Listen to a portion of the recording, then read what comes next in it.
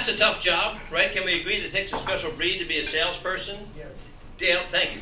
Daily rejection kind of reminds me of asking for sex from my ex-wife. There's a saying that nothing happens in business until somebody sells something. That's what they say. Nothing happens until somebody sells something. They're important, whether you call them salespeople, or the front line of the company, or prima donna narcissists. The nagging, the pressure, the rejection. I'm talking about my ex-wife again, not the salespeople. That was a tough thing. But eventually she did screw me. At the divorce, that is. But when my neighbor would buy his wife something new, like a new car or a new necklace or new furniture, my wife would nag and nag and nag until she got the same thing. I don't think my neighbor ever realized that I was the one that was robbing his house at night when they weren't home. Eventually they moved. They said there was a lot of crime in the area. But when they moved, the reason that they moved was because there was so much crime, but it was really me. So one of the things was I had to finally break down and start to buy some things.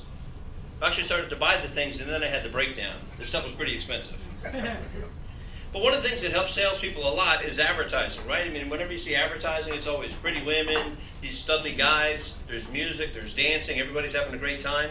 That's what people are actually buying, right? That's what I want to buy. But what that has to do with termite sales, I don't know.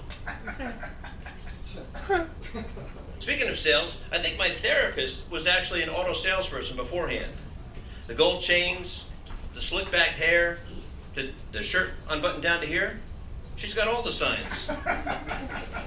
So one of the things also, when I say I've got an action, it's a good idea, she always goes like this, which is a little disquieting in a therapy session.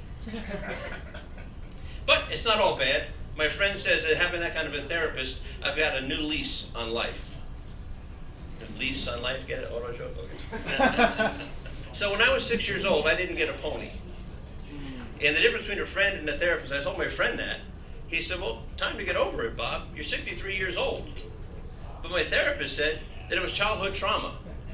So I dumped my friend, and now the only person I talk to is my therapist. And she charges $200 an hour. I'm so glad I took that extended warranty. So when I'm there, she said that I've got something called I'm sensitive under certain kinds of experiences and reactions. That's what she wrote in the session notes. I saw that. Well, actually, she abbreviated. She wrote down SUCKER. But one of the greatest things that she does is reflective listening. It's a really powerful technique.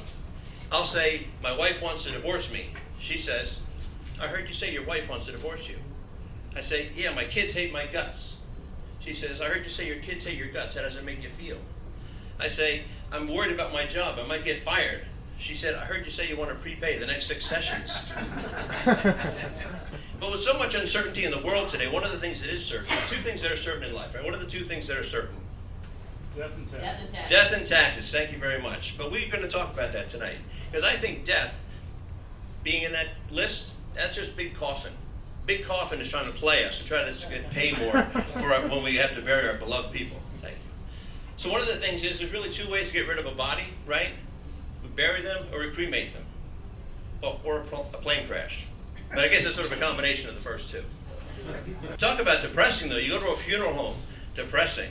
You go to the cemetery, depressing. I mean, is there any place more depressing than a funeral home or a cemetery? Other than DNC headquarters.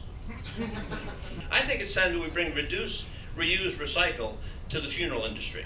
Because right now you use a coffin once, right? And then you throw it away. We bury it in the ground. I think we ought to use them over and over again. What if, stay with me. What if we had coffins that had a trap door in the bottom? And then when the pastor says, amen, you get to push a button.